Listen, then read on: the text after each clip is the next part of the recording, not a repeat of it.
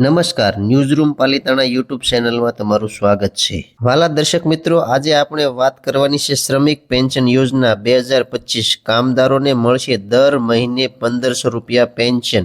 કેવી રીતે મળશે, કેવી રીતે ઓનલાઈન ફોર્મ ભરવું, સંપૂર્ણ ડિટેલ હું તમને આ વિડીયોમાં દેવાનો છું. તો હજુ સુધી આપણી ચેનલને સબસ્ક્રાઇબ ના કરી હોય તો ફટાફટ આપણી ચેનલને સબસ્ક્રાઇબ કરી લો, જેથી કરીને નવી માહિતી તમારા સુધી પહોંચતી રહે. ભારત સરકાર અને રાજ્ય સરકારો દ્વારા કામદારો પાસે શરૂ કરાયેલી શ્રમિક પેન્શન યોજના 2025 અંતર્ગત હવે દરેક નોંધાયેલ મજૂર દર મહિને 1500 સુધીનું પેન્શન મળશે. આ યોજના ખાસ કરીને બાંધકામ, મજૂરી, કારખાના, ફેક્ટરી, કૃષિ અને નાના ઉદ્યોગોમાં કામ કરતા શ્રમિકો માટે છે, જેથી તેઓ વૃદ્ધાવસ્થામાં આર્થિક રીતે સુરક્ષિત રહે. આ યોજનાનો મુખ્ય હેતુ છે શ્રમિકોને આર્થિક સુરક્ષા પૂરી પાડવી, જેથી ઉંમર વધ્યા બાદ તેઓએ કોઈ મુશ્કેલી ન પડે. વર્ષો સુધી મહેનત કરનારા કામદારોની આ યોજના હેઠળ માસિક પેન્શનનો સીધો લાભ મળશે, જે તેમના જીવન નિર્વાહ માટે મદદરૂપ બનશે. આ યોજનામાં કોણ લાભ લઈ શકે?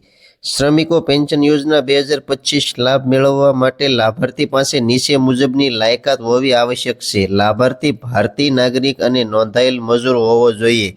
તેની ઉંમર ઓછામાં ઓછી 60 વર્ષ પૂર્ણ થવી હોવી જોઈએ. ઓછામાં ઓછા 10 વર્ષ સુધી શ્રમિક બોર્ડ અથવા લેબર વિભાગમાં નોંધાયેલ હોવો જોઈએ. પરિવારની આવક સરકાર દ્વારા નક્કી કરાયેલ મર્યાદા કરતાં ઓછી હોવી જોઈએ. આ યોજનામાં દરેક યોગ્ય શ્રમિકોને દર મહિને 1500 રૂપિયાનું પેન્શન આપવામાં આવશે. જો શ્રમિકનું અવસાન થાય તો તેના પરિવારના જીવનસાથીને અડધી રકમ એટલે કે 750 પ્રતિ ફેમિલી પેન્શન તરીકે મળશે. આ રકમ સીધી લાભાર્થીના બેંક ખાતામાં જમા થશે.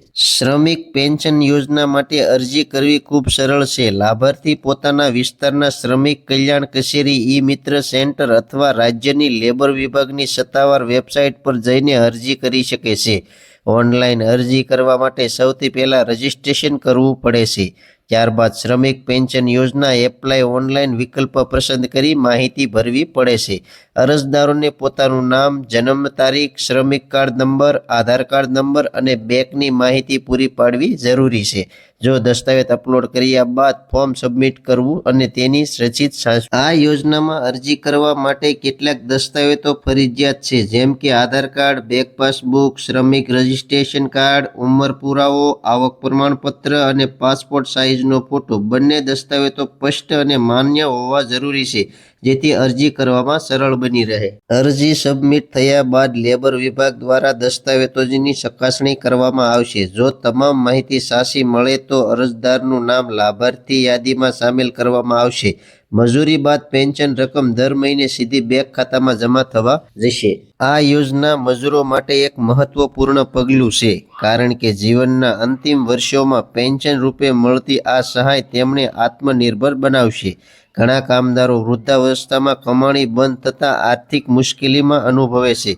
તેવા લોકો માટે આ યોજના આશીર્વાદ સાબિત થશે. શ્રમિક પેન્શન યોજના 2025 મજૂર વર્ગ માટે એક મોટું ગિફ્ટ છે. આ યોજના માત્ર નાણાકીય સહાય નથી, પણ તે કામદારો માટે માન, સન્માન અને સુરક્ષાનો આધાર પણ છે. જો તમે આ યોજનાની લાયકાત ધરાવો છો તો તરત જ અરજી કરો અને વૃદ્ધાવસ્થામાં નિશ્ચિત આવકનો લાભ મેળવો. આ લેખમાં આપેલી માહિતી સામાન્ય માર્ગદર્શન માટે છે. રાજ્ય પ્રમાણે નિયમો, રકમ અને અરજી પ્રક્રિયા ફેરફાર હોઈ શકે છે. કૃપા કરીને તમારા રાજ્યની લેબર વિભાગની સત્તાવાર વેબસાઇટ તપાસો. વિડીયોમાં આગળ આપેલી માહિતી તમને કેવી લાગી કોમેન્ટ બોક્સમાં કોમેન્ટ કરજો. ચેનલમાં નવા છો તો ચેનલને સબસ્ક્રાઇબ કરવાનું ભૂલતા નહીં. હવે મળશું એક આવી નવી માહિતી સાથે. ત્યાં સુધી બધાને ભારત માતા કી જય.